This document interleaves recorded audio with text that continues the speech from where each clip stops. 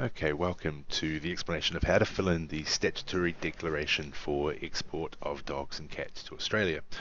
This document is just quite important to ensure that you have filled in correctly because of the fact that this is the only document that I require while you're in transit, and we go to that final vet check to ensure the vets have that export document from the vet to leave the country.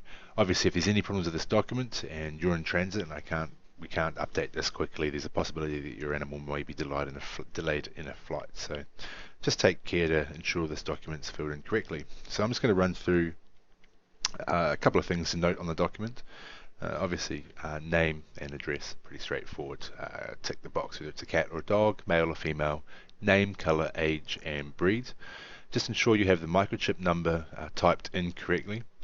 Take note that if the microchip is 5 or 6 years old and you haven't recently been to the vet, I do suggest just popping along and just checking to make sure the microchip can be scanned and that you do have the right number.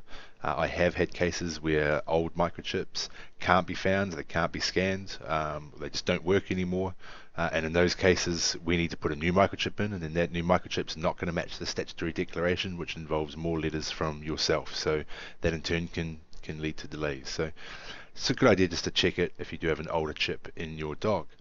So moving down on the questions, you just need to delete one of these. So just run a line through which one's not appropriate, and then just read through obviously the statements here.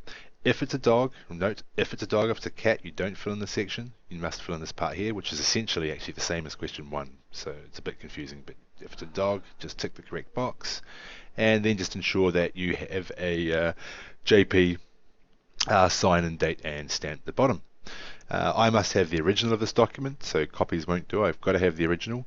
If you want to take a copy for yourself, by all means, but this document then just gets left at the vets and I get issued with an export cert, and that export cert is what gets sent to the destination.